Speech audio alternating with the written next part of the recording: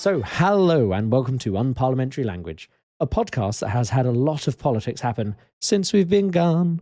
I don't know if you wanted me to sing that bit, but I did anyway. Go for it. How have you been, Rob? Yeah, good. As we've said in our little intro that you can hear on our Patreon, do sign up to hear us witter away about everything political and non-political, not really more non-political. It's been a busy time for us, hasn't it? I've been up and down the country seeing you a lot and seeing a lot of cricket. So it is nice to sort of get my feet back under the table and finally talk about a bit of politics again. Yeah, and I think just to whet the appetite for potential Patreons, we were talking about the Tony Blair musical, which we both saw. And I mean, just as a takeaway, if you can see it before it finishes its run, it's worth seeing if you have any interest in kind of that period of politics when we were, well, Rob and I were growing up under the Labour government. It was very funny for the most part, and kind of it was very satirical comedy, lots of silly, wigs and stuff to make people look like particular characters, broad accents, that kind of thing. But yeah, if you like stuff like Private Eye, etc., I'm sure you would find it very enjoyable, and you might even be able to see the finale, which is in Sedgefield, where Tony Blair's constituency was. So yes, I guess we should move on into the headlines, except what's that? There's been too much news. Yes, so we've got basically the headlines are so big, we're just going to do 3 sub-segments, I guess, this week. So first up, Charlie Boy got a fancy hat. He did, yes. Sorry, the news we've done, it's kind of in a little bit of an odd chronological order. I wanted to do in chronological, but Charlie got a new hat just after the council elections. I'm going to focus on the King getting a new hat first, because that's sort of like the bigger thing. It's politics. It's something that's happened for the first time in our lifetimes, and I think it would be remiss of us if we were doing our politics podcast and didn't at least say something about it. It was one of those pomp and ceremony occasions where you're like, oh my goodness, I've never seen this before. I've heard Zadok the Priest. I thought it was associated with the Champions League. Turns out we also sing it when we're crowning kings and queens. It was great, I thought, to look at all the really weird traditions that the Brits have. I think it's a great sort of example of how weird we can be, or how we're just our inability to remove things from our constitution, even though they're absolutely mad. I think probably somebody who stole the show is Penny Mordaunt, or Hunger Games lady with a sword, that lots of people saw, who kind of rose to fame. I think it was a bizarre occasion, but nonetheless one I enjoyed. Were you watching it as well, Tom? I did watch it. I think it's one of those things, like, literally, I'm sure we will have another now in our lifetimes, because he's quite old. I don't think it's unfair to say. But like, as you say, it's been a long time since we've had one. I've obviously seen clips from the Queen's one on like Wikipedia in black and white, so this is the first one we've had. Like, I know technically people got colour TVs, I think was that like the first thing ever in colour, hypothetically? Hypothetically, like, yeah. Like, most people saw it in black and white. So like, this is the first time everyone could see it in HD or probably 4K, and so I wasn't going to not watch it. But like, not necessarily a massive fan of King Charles himself. I think there was a lot of kind of weird controversies we're probably not going to have time to like deal with and lead up to it. Like, there was a quiche, there was like, how much he's spending during a cost of living crisis, all this kind of stuff. And when I say weird, some of those were weird, like the quiche thing, and other things are actually reasonable things to ask. Should we be spending so much money on a big bit of pomp and circumstance when people are starving? Probably not. But yeah, like, I wasn't going to not watch it because it's the news. It was one of those things that's like, it's going to be on for 2 hours. I bought some local beer to drink while I watched it, and I made models as I want to do. I wasn't, I was paying attention so that I didn't miss anything. But there's definitely a lot of filler. A lot of we've got to do a song here. Played the fun game of trying to get my partner to guess in Zadok the Priest when they're going to start singing. It's very hard if you don't have the sheet music in front of you, and it's like a page and a half of just waiting as a singer while music happens, and then you're like, it's going to come. Oh, no. There's another 32 bars. So that's quite fun. But yeah, I think it's weird. Like you say, maybe one of the things to kind of point out to our international listenership is you may be going, oh, all the Brits probably know all this stuff. They don't know who's a Viscount and all that kind of stuff. But, there were bits where, like, Tony Blair came out with a load of medals on. I'm like, why has Tony Blair got medals, but Gordon Brown hasn't? Like, did like there's things like people are knighted and stuff, and various people get to wear different things. Getting people to try and work out if they know if that's Blackrod or not, always a fun one. Who's Blackrod? Both of the speakers of the houses dressed up in ridiculous finery they don't normally wear. There's lots of little things like that where even if you kind of know about them, you don't know them properly until you see them. And for a thing that happens once in a monarch's lifetime, it's not super regular. So there's a lot of kind of interesting things. Trying to spot people in the crowd. Oh, that's Macron and his wife, stuff like that. Kind of interesting seeing, and also watching with someone who's less politically engaged than me and kind of asking them what their thoughts were on various things, or if they recognize someone. It's like, oh, look, it's them. And like, other than the prime ministers, I guess most people don't know who they are. And also, the weird ritual of the sword. I know you said Penny Mordaunt was there, like walking around with the sword, looking awesome in a cool dress that she had for it, like she's something from the Hunger Games. There's the bit where she has to pay to use the sword to the country because it's the country's sword. So she has a special pouch of gold, like all that stuff. I love the weirdness of it. I'm not saying it's a thing we should have, but like if you're gonna watch something, like at least have all the weird bits in there. Yes, like this is what happens when you have 1,000 years of history and you can't really remove a bit because someone might be like, oh, but we did that last time. It's tradition. I do love it. It's exactly what you say. It probably happened halfway through a king's reign, and then they gave it back, and they're like, fine, we'll keep it, but we'll have to consolidate it into this weird 30-second segment of the coronation, and we'll skip over it. And there was a lot of that, like the kissing of the ring, and here's the hanky, and here's the bit where the king has to strip off and is oiled up, but behind a weird screen. So you can hide from everybody. There's a lot of weird stuff, but that is... I just want to clarify. You say oiled up, like he is anointed with holy oils. Oh, okay. He's not like turning into a cage fighter suddenly. It's not that scene of The Simpsons where Willie goes, "Oil me up, woman." Yes, exactly. Yeah. It's not that. Okay, shame. But I think that's all I've really got to say about the coronation. It happened. It was an event. I'm glad I watched it.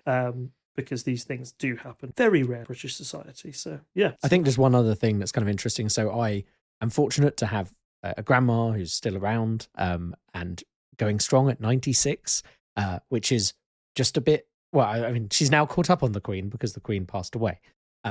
But yes, speaking to her, and it is that wildness of, like, for us, the Queen has been this constant through our lives. I know we discussed this when the Queen passed away, and so, like, this is our first coronation, all of that. Whereas for my grandma, got through, like, 5 monarchs before the Queen took the throne. And it's just like... Oh, that's a bit weird. Like when you look at it, because like to us, it's this constant thing, but actually for the majority, like, and it's the same thing. Like you had Queen Victoria for a long time, and then it was they're all like dropping like flies because they're quite old, and there was a load of world wars and stuff. And it's a similar kind of thing. Like I'm sure Charles will probably live for 20 years. He'd get to his 90s like his mother. That's probably quite likely. Has some of the best healthcare in the world, all that kind of stuff. But it's very different to having, someone in their 20s come on the throne and you're like, well, they're going to be there for ages. So it's going to be interesting. And I guess, like, is the monarchy going to be as relevant as it was? All these kind of questions have been asked and spoken about. We don't have time to touch on that really today, but just to say, put that in there. Maybe it's a thing we can touch on in a summer special, which we must be kind of rapidly approaching that time where we can maybe go into more depth about some of the weirdness of the monarchy being part of our political system. But yes, I guess we should move on into the second bit of news you alluded to, which is the council elections. It's hard not to just write ha ha ha ha ha ha in this section, but we've been talking about for a while how the polling has been bad for the Conservatives. So I wonder how bad polling for the Conservatives translated into local election results. How did that go, Rob? Yeah, so I think you know what I'm going to say when it says, it's going to go badly for them. As always, we try and pick up on things like local council elections. We always have in this podcast, because apart from all the opinion polls that we look at each time, the best opinion poll is always votes and who goes out and votes, because that's what really matters at the end of the day. The Conservatives with Rishi Sunak were clearly worried that it would be a difficult night, so put out a press briefing which was essentially along the lines of, we think we'll lose around 1,000 seats. And many people thought that was damage control, because if you say we lose 1,000 seats and you lose 800 or 700, you can turn around to the media and say, well, look, we kept 300 more than we expected. That actually was quite good. Maybe the silent Conservative majority is out there for us. What actually happened was the Conservatives lost 1,063 council seats. So exactly as they predicted, and no way to sort of spin that as a potential election victory. It was rough, right? I mean, I think there's no way that you could perceive that as a Conservative win. And we've been saying this for months, haven't we, that the Conservatives have lots of problems, and it does seem like those going to the local polls are taking it out on them.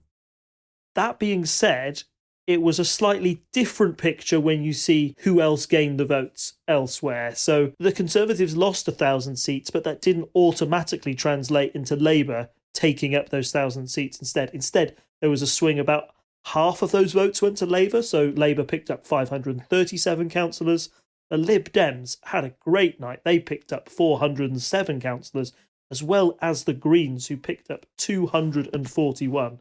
So I think we've got a picture that we always sort of knew in the background, is that, one, the Conservatives, it appears, aren't very well liked by the general electorate. Two, Labour are the obvious successor to them, but there's no sort of great groundswell behind them either. People aren't automatically switching from the Conservatives to Labour. They have other options available to them. And that disquiet with the Conservatives is being split in more alternative places, those being the Lib Dems and the Greens. I always think the Lib Dems did very well, but I do wonder that the last time, I'm trying to look and see when the last time these elections were held, because they sort of go on a cycle, don't they? Yes, we don't do all of our local elections in one year because it's kind of seen as too many. So we kind of go around, and it's are they every 5 years? I think they're every 5 years, but they're, as you say, they're like offset. Yeah. So I'm in the weird position, having moved out of London, where last year I voted in local elections in London, and then this year I voted in my local election in my new constituency. So if you think about how, I mean, politics moves very fast these days. If you think how different politics was back 5 years ago, you're talking Jeremy Corbyn is in charge, Liz Truss not Liz Truss, there's too many ineffectual leaders of the Conservative Party that I'm getting them mixed up. Theresa May is sort of still there. Maybe you've got the switch over to Boris, but you've had all of that turmoil. The Lib Dems are still firmly their policy is we oppose Brexit, and that's all they had back then, really. Now the political landscape has certainly shifted a lot since then. So I do think it plays into, particularly when we say, the Lib Dems have gained a lot of seats. I think they were sort of at a historic low about 5 years ago, or you could say they're even lower around the coalition. But they've certainly started to regain the ground that they had, thinking around about sort of like 2007, 2008 election. Remember when Nick Clegg was in charge and they were very much seen as possibly an alternative to Labour back then. They were having that high in the polls. They're not quite that high at the moment, but they're certainly getting back to being, hey, we are more of an acceptable third choice or protest vote. And I think you're seeing that as well with like how well the Greens did as well. Greens, people who vote for Labour, people who vote Green tend to have come from the left, be that the Lib Dems or the Labour Party. So the fact that they were able to get so many councillors shows that maybe people aren't as enthused about the Labour Party as much as the Labour Party would hope. But it's certainly good news for them that the Conservatives are still losing 1,000 seats, and in places that really matter. That blue wall that Boris Johnson won so proudly back in 2019 appears to be crumbling before the Conservatives' eyes, and they don't know how to get it back. I'd say that's their biggest worry for them. And I think one other thing to add, like, this is local elections, so some things are always different with this. So yes, 20% of the popular vote went to the Liberal Democrats, and they got 12 new councils, which is not quite doubling their number of councils, but still a good number. Gained another like 25% of their councillors. And then, as you say, the Greens, they got their first ever majority council. So that's a milestone for the Greens. And they also doubled the number of councillors they have. But because of the way council elections work, you're voting for multiple councillors for a council across all the different wards. So like people are more likely to take a bit of a risk. So you normally notice in a general election, it narrows down to between the two, really, other than the bit of a blip we had with the coalition. And you expect more of a spread. And also, like, the Liberal Democrats are generally quite well known for running councils. Like, it's considered to be a thing they do well. Whereas, that doesn't necessarily mean people want to let them run the country. Even though, you'd like to think similar skill sets apply, but like that is this traditional kind of view is that the Lib Dems are quite good as councils, and that was definitely the feeling, like, you know, in the kind of early 2000s, you're like, well, you vote Liberal Democrat for your councillor, but you wouldn't vote them in as your MP. You'd have a Labour MP kind of thing. So that's been the traditional kind of split. So a number of factors that may make it look potentially better for, say, the Lib Dems and the Greens than it would in a general election. Yes. One other important side note about this local council election is that it was the first that had the new voter ID laws in place. So the Conservative government have voted through quite recently some new legislation that said you couldn't just rock up to a polling station with your polling card, or you couldn't just state your name. You had to have some form of photo ID, be that a passport, be it a driver's license, or you could apply to have a special sort of official government voting ID that can be sent to you. This was, in theory, meant to reduce voters' fraud, but as I can't remember if we've talked about it previously on this podcast, but a lot of political commentators point out that voting fraud is actually incredibly rare and doesn't happen that often, particularly in person at the ballot box. Maybe what is more susceptible is things like mail-in votes. It's more susceptible to fraud, but still the amount that happens is incredibly low. Since then, we've had Jacob Rees-Mogg, a former Conservative cabinet minister, come out and say, hey, we tried a little bit of gerrymandering. We tried to suppress the vote amongst young people, and it turned out we just suppressed the vote amongst old people instead, because it turns out old people don't have passports or driving licenses and didn't apply. Now, some of the actual facts about that, I think there's not that much research that's particularly come out confirming those ideas, but the fact you've got a Conservative MP saying those things and saying it backfired should tell you something about how well that policy's gone. So, yeah, I do hope that if another government comes in or another leader comes in, they will look to overturn that legislation. Because for me, somebody who I did my dissertation on voting in America, and if you are an American listener, you'll know that you have to sort of register in weeks before in some states before you can vote in a presidential election. Our system over here does mean that you used to just be able to rock up on the day and vote, and that helps increase voter turnout. So I think worth pointing out, you still need to be registered to vote, which is a process, and there's always a cut-off ahead of the election of several weeks where they're like, if you haven't got it to us by this date, you won't be able to vote in your new constituency. They tend to hassle you more about it when compared to you get American a letter system. every year being like, do these people still live here? You need to report this. It's a crime not to respond. So it's like, the electoral roll should be accurate most of the time. But obviously, if you're a younger person moving between house quite a lot, it can be a bit weird. There's also the thing when you're a student where you're allowed to vote in either at home or where you're a student, which I know in the 2010 election is a reason, because Lib Dems tended to get votes from students, is one of the reasons they did quite well, because people were kind of like, well, if I vote here, we can maybe unseat a local Conservative, whereas if I vote at home, it won't have much of an effect, for example. But yes, like you say, I'm not sure there's a lot of info on what actually happened with that. There's a lot of hearsay, and the thing that kind of messes it up as well is it's quite hard. So people were turned away. That's definitely true. There's percentages of how many people were turned away for not having ID. But obviously, if you're turned away because you don't have ID and you miss the news about it, you go home and get your ID if you have one and come back. Now, obviously, some people might not be able to come back and are turned away and refuse their right to vote, which is bad. I think we both agree that's bad. But the thing that's interesting, the thing that's difficult about those numbers, and one of the reasons I don't think we necessarily have very good reports on it, other than it's quite hard track, because people have to give their name willingly and stuff. You can't be like, hey, you tell me who you are when you're polling them. But also those people could come back 5 hours later with their ID when they've got a moment.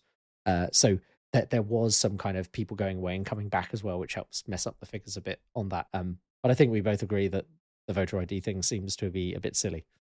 Yes, it does, and that's something that I would say, yeah, bad for the government, bad for democracy, and if these things are going to backfire, I think they'll soon see that it's not a very good to have. I don't know if you've got anything more to say about the council elections, other than it's one of the clearest signs that we've had. We've been commenting for a while that we probably thought it would be quite difficult for Rishi Sunak with the current set of circumstances he's been given by the previous prime ministers. But this is his first sort of challenge at the ballot box. And I think, to borrow a line from Keir Starmer, he kind of said, look, he lost to the woman who lost to a lettuce. He lost, he only got to the Conservative Party leadership because they didn't have a vote on him. And now the public have had the first chance to have a vote on him. He's lost again. So certainly those sort of electoral powers that Boris Johnson had, at least back in 2019, they were certainly waning by the time he was forced out of office. But Rishi Sunak doesn't seem, on the face of it, to have any electoral magic that would bring the Conservatives to an 80-seat majority whenever the next general election is. No, and I think that's fair, and we'll touch on the polls later. But, I mean, as we always say, an election is the best kind of poll. So, yeah, I think a pretty clear view of the public's trust in the Conservatives at the moment. And speaking of the Conservatives, our main story tonight, I think you've just listed as Conservative infighting, but I guess there's a bit more to it than that, because our last episode we talked about Boris going up against the Parliamentary Standards Committee, and this is one of those things where we were hoping to record last week and we had to skip to this week, and I'm very glad we did, because all the news happened just before the weekend, and as Rob said to me at the weekend, I'd have been editing this tonight probably and going, no one's going to want to listen to this because it's been superseded by the news, which generally I quite like our broad, slower take on the news, allows us to wait a bit and be less reactionary. But sometimes you do need to talk about the thing when it's happening, kind of a capsule of time. So what's been going on, Rob? A lot has happened in the last week. And there was a bit more going on before that as well. Yeah, I think this is all about the ghosts of prime ministers past, in particular Boris Johnson, who was a bit of we've talked about how he sort of shunned the rules before, he didn't follow convention, and that's what people liked about him. He's still sort of shunning convention now, because the one unwritten rule of when you're a former prime minister is that you stay out of the current prime minister's way, particularly if you share a party with that prime minister, right? Like, you've had your time, it's done, somebody else new is in place, you must allow them to lead. However, there were a couple of reasons why Boris Johnson was going to pop up in the news. One was this Parliamentary Standards Committee that we talked about last time, the result of which, their verdict, we were waiting on. The second would be the question of Boris Johnson's resignation honours list, which is kind of a bizarre, it sounds bizarre, but I think I'm going to compare, if you've got any American listeners out there, like, you know how the president, just before they go, can issue a load of pardons to people, and you've got people like Richard Nixon, so it was Gerald Ford who controversially decided to give Richard Nixon a pardon just to make sure that he wouldn't have to deal with any of the fallout from Watergate. This is kind of an opportunity for, even though you're out of office, you can elect your mates, your most loyal lieutenants, an opportunity to have a lifetime of luxury in the Lords, or have some sort of status as a sir or a lady. Reward them for your time underneath you before you go. And Boris Johnson had this list sitting there on Rishi Sunak's desk, ready to be approved for a while now. And there are a couple of controversial things that have flown back and forth about this. So the first thing is that apparently all of these nominations for the honours have to go through a special committee that vet people to say, is this person suitable? Now, apparently this committee rejected up to 7 or 8 people on certain grounds. It has been suggested that Boris Johnson wanted his father, Stanley Johnson, to have a knighthood, where I think we can all see there's some sort of conflict of interest there. There were also meant to be awards for people like Nadine Dorries, the culture secretary, who had been incredibly loyal to Johnson, even in his sort of dying days, standing by his side and saying, you know what, if only the cabinet stuck by us, maybe we could stick together and keep this train rolling. Spoiler alert, reader, it did not. There were also meant to be a sort of ones for Nigel Adams, a backroom operator, and Alois Sharma, the former COP26 president. There were lots of people sort of waiting in the wings, expecting their peerages or honours to go through. Meanwhile, there's sort of this deadlock between them and the appointments committee saying that, hey, look, it's not possible for you to be nominated. Most importantly, for some of them, it's because they were already MPs, so they would have to give up their seat if they were going to go to the Lords, and that means that you get quite a tricky by-election. Therefore, you don't want to, give Rishi Sunak or the Conservative Party an opportunity to reduce their majority even further. So all of this is bubbling in the background. And then on Friday, we get the resignation of Nadine Dorries, Culture Secretary, to which I think I said as much as the time. I said, I reckon it's because the resignation list had been, the resignation honours list had been posted. She wasn't on it. She's thrown her toys out of the pram. That was the main news for about 3 hours on my train journey down. And then as we were down at the place, some bigger news broke. And what was that, Tom? I mean, I'm sure it was the stepping down of that other MP who I've forgotten the name of. No, it was Boris Johnson decided to resign as well. Just pipping the news of the committee's report to the Post, I think. Yes. Essentially, this is what he was doing. They were meant to come out, and it was meant to be on Monday that the Select Committee was meant to deliver its result. And I think this is a case of Boris Johnson trying to get out ahead of the story, make it all about him, make sure the public know his point of view before that committee can give their evidence. And he did quite a stinging resignation letter in about 1,000 words. He starts, I've received a letter from the Privilege Committee making it clear, much to my amazement, that they are determined to use the proceedings against me to drive me out of Parliament. They have not produced a shred of evidence that I knowingly or recklessly misled the Commons. Which, remember, this is what it was all about. And the letter goes on. I'm not going to go through it in full. It's quite long. We could spend easily half an hour going through it. And if you want somebody to talk about that letter for half an hour, I would recommend James O'Brien of LBC Radio.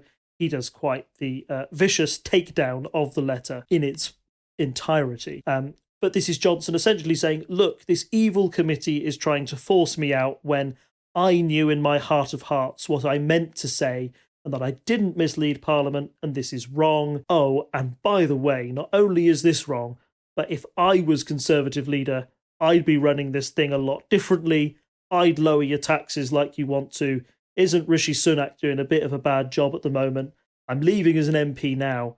But guess what? Maybe I'll be back in the future. Maybe I'll come back to rescue the Conservative Party, like I always have. It was, in my opinion, quite a bizarre letter, a bit of a tirade, a man who is trying to sort of distract and deflect before the main story can come out. And it did its job, really. The front pages for the next 2 days or all over the weekend were all about Boris Johnson and, of course, the right-wing commentators saying how he'd been forced out of Parliament, and those on the left sort of celebrating on one hand that this man was out of politics, but also realising what a threat he is now. He's not bound by being an MP. He can kind of speak his mind more often. It's fascinating to see a former Prime Minister speak so publicly in this way and have such bad blood, not just between his own party, but sort of trying to take down the standards of public life, that Public Life Committee as well.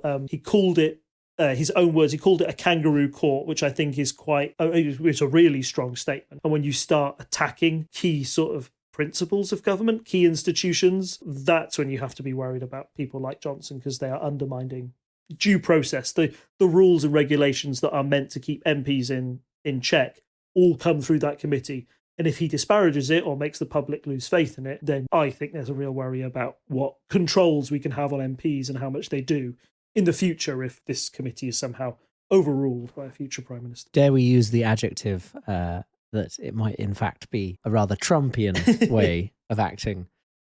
Yes, I mean, I think that such things have been drawn, and we see how well that's going for Trump over the pond. So, I'm not implying that Boris Johnson will be arrested for lying to Parliament, because that's not how it works, but he is getting his comeuppance. It's very Boris. Of course it is.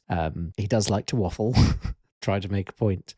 But like I said, you need to send me the link so I can put it in the show notes of that takedown on LBC of the letter. But yeah, it's just the committee that has been put together to find me wrong for doing the thing I did wrong has found me that I've done something wrong, and that's bad because they're getting rid of me. And it's like, that's the whole point of the Standards Committee. That's exactly that's why this exists.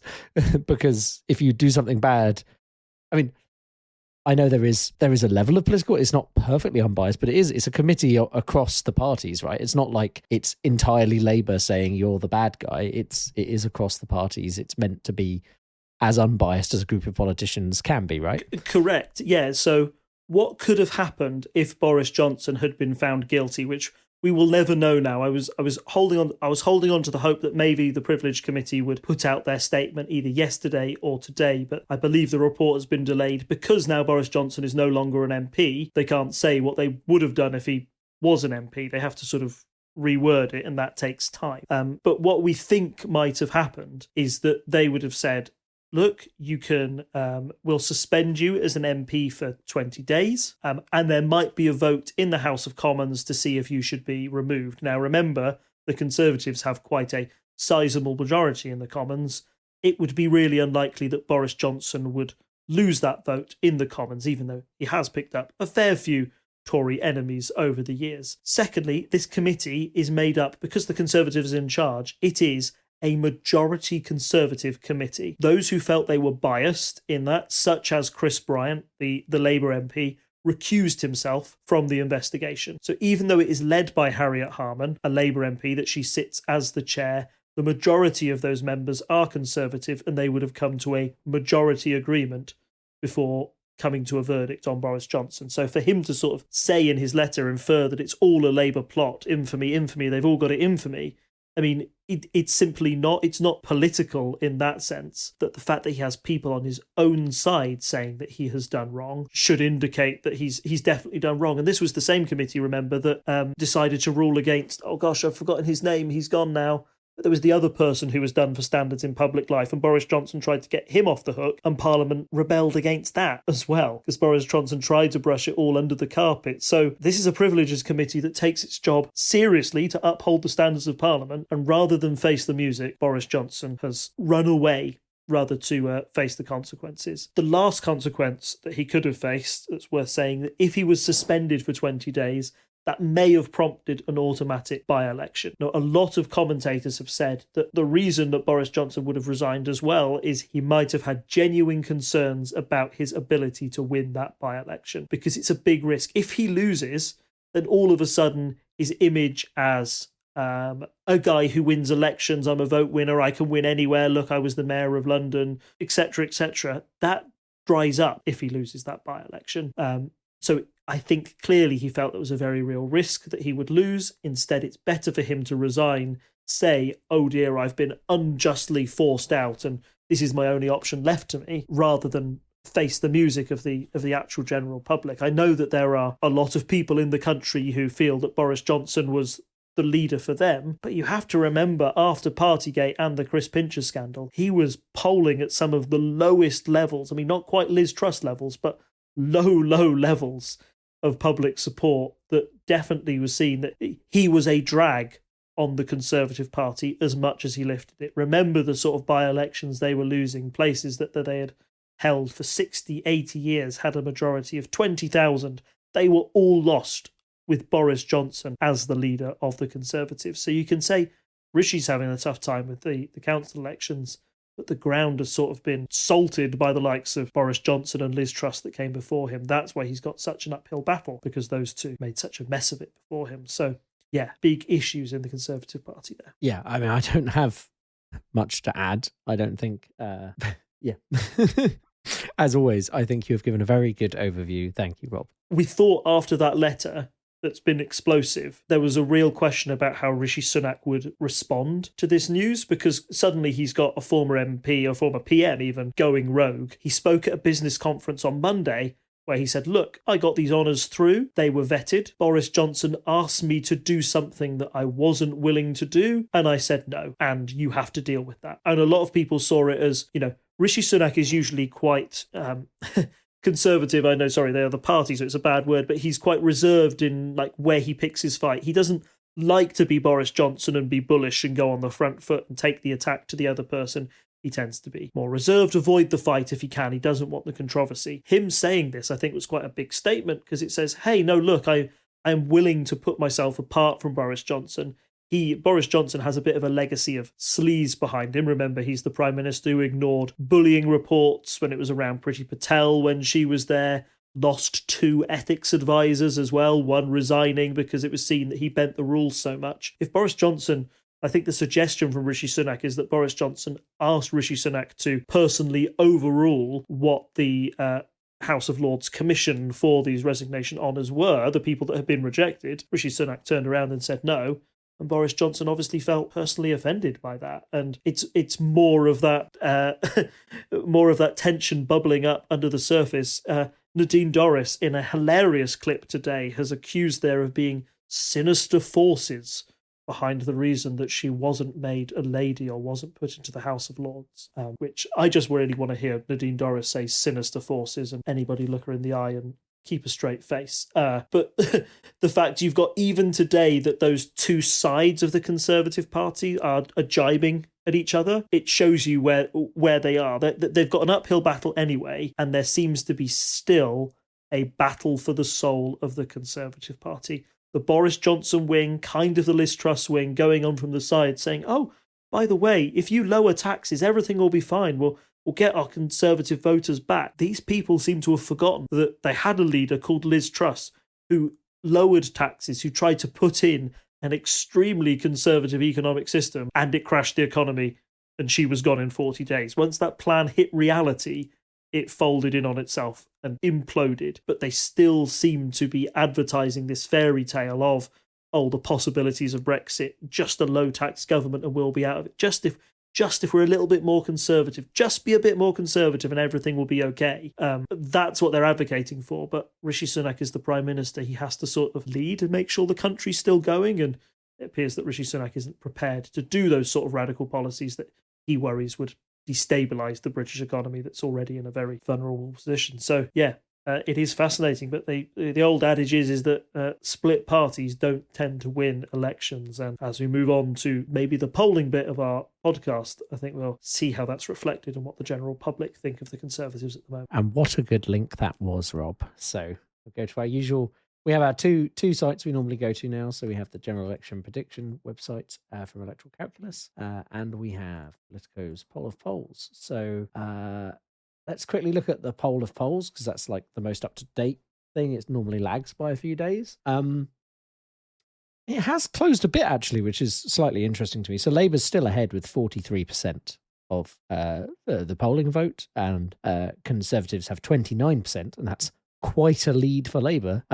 But it's not, it's not as far apart as it was during Liz Truss's tenure, but it is still further apart than it was before Truss. So, still a long way for Sunak to go if he were to try and close that gap. And then you have your Lib Dems have bounced up a bit more to 12%.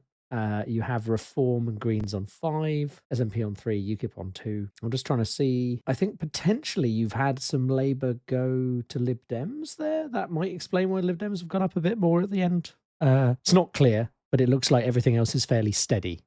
So I guess that must be where that slight boost in the Lib Dems is coming from. There might be, the other option is, and I've seen a pollster talk about it on the Politics Joe YouTube channel. I will try and find it for you so I can put the link in the show notes.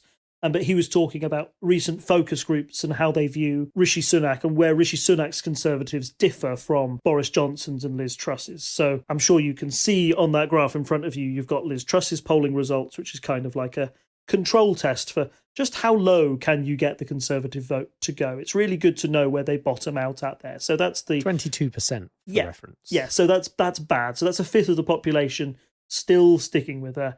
Sunak's been able to raise that by 7.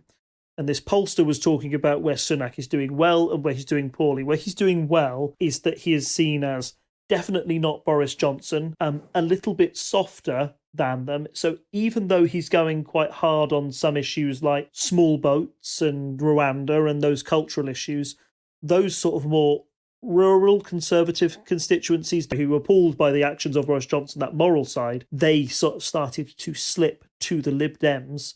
Rishi Sunak is getting a few of those people back. Not many, but a few. And I know the Lib Dems have gone up slightly, and like you say, that might be slippage from Labour, but he's getting those back. Where Rishi Sunak's real problem is up in that blue wall, where Boris Johnson did quite well, but it's also where Boris Johnson promised those people the earth. He said, you're going to have loads of reinvestment in your constituencies. Once Brexit is done, because you guys voted for Brexit, you'll see the big boost in your local areas. We finally focus on you. And that hasn't happened.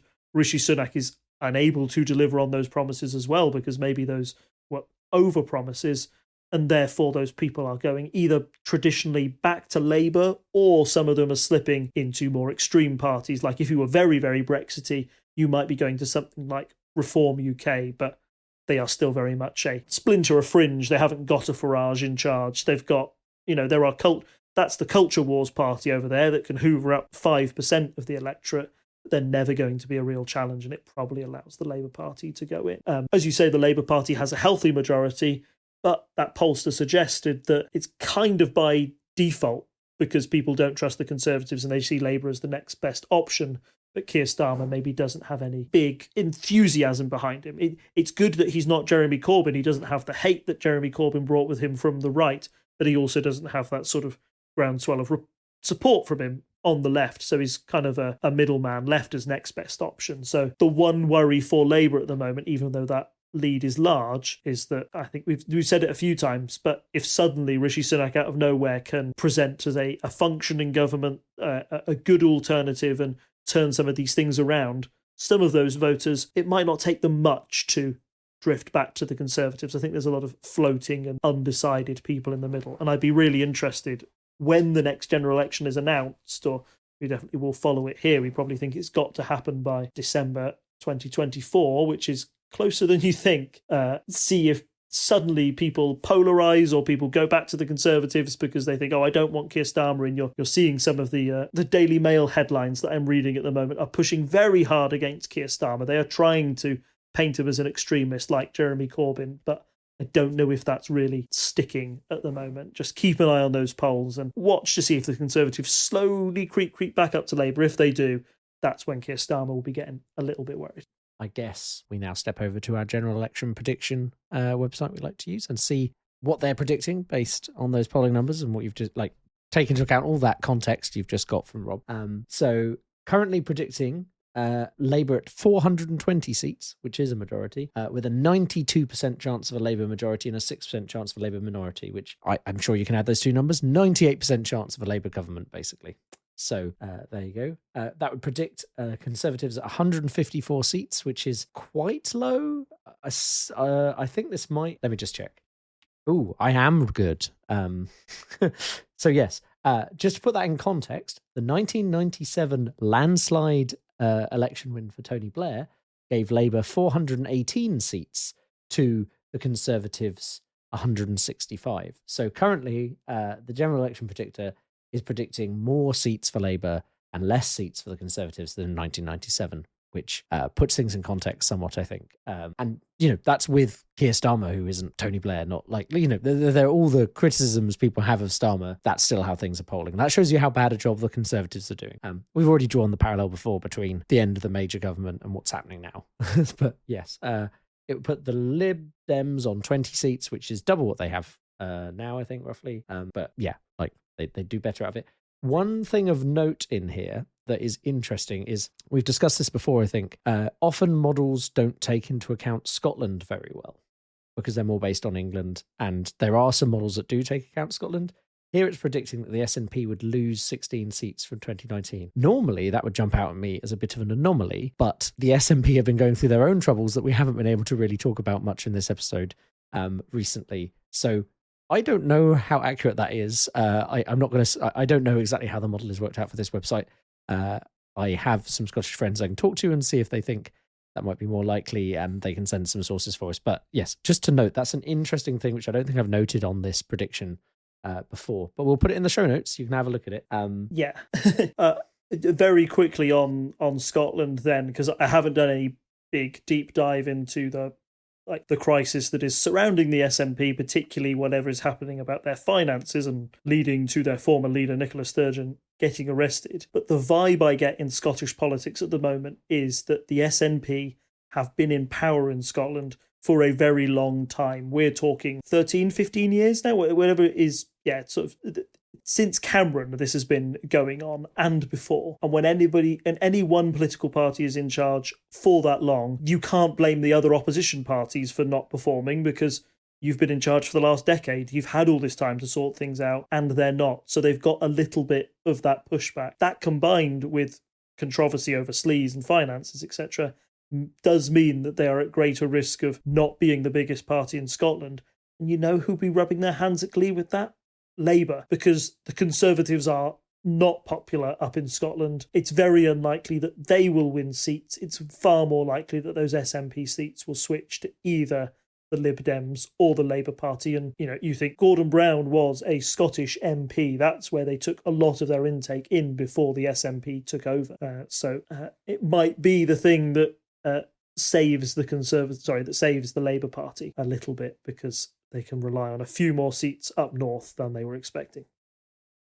Yeah, I mean, as you say, it always used to be the case that Scotland had a lot of Labour seats to Tory seats, or at least during the Tony Blair years. So yeah, I would be intrigued to see. I would be intrigued to see if that holds up. But yes, well, it looks pretty bad for the Conservatives, I think, is the TLDR of this episode. And there's a long way to go if they want to turn that around in time for the next general election, which is getting closer by the day.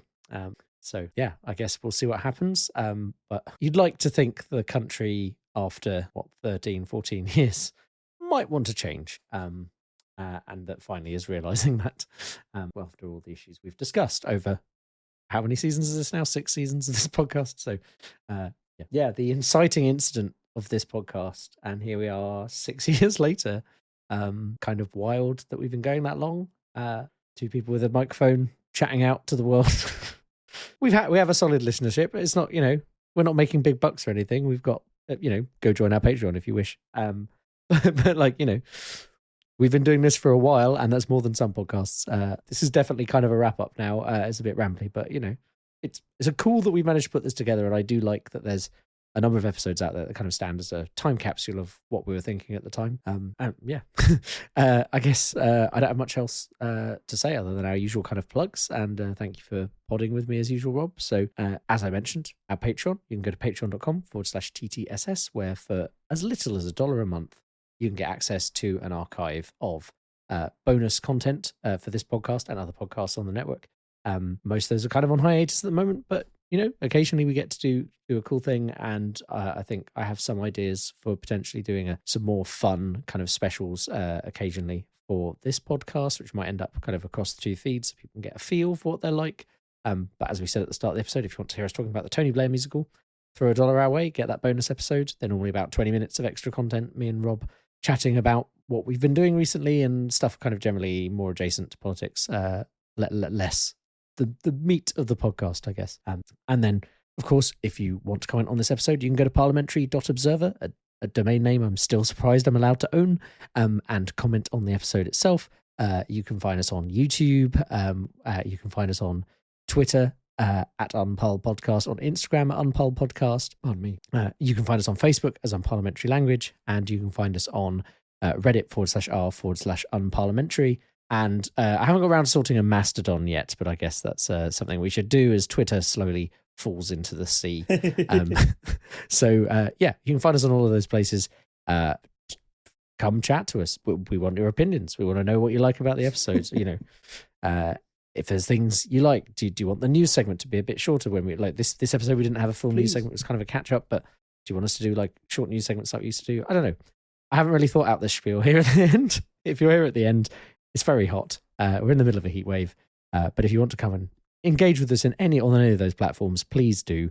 It's always good to know what you like about the podcast and what you'd like us to do more of, especially if you're a Patreon. Obviously, you can comment on an episode as well. Well, actually, anyone can comment on a normal live episode, but Patreons only can comment on the specials. So there you go. And there's some interesting specials in there. We did a special once where we tried to work out who would win in a fight between like famous political figures and Disney characters. So, there's some interesting stuff out there. And yeah, I guess there's nothing else left for me to say other than it's good night from me. And it's good night from him. Bye. Bye. Bye. Bye, everyone. Bye. Bye. Bye-bye.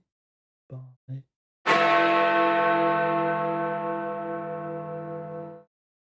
Hi. Have you ever wondered what would happen if you took the schoolyard conversation of which one of my favourite fictional characters would win in a fight? Well, Wonder no more. Join me, Chris, and my co-host Matt every other Sunday for Mish Mash Mayhem, and you can find out.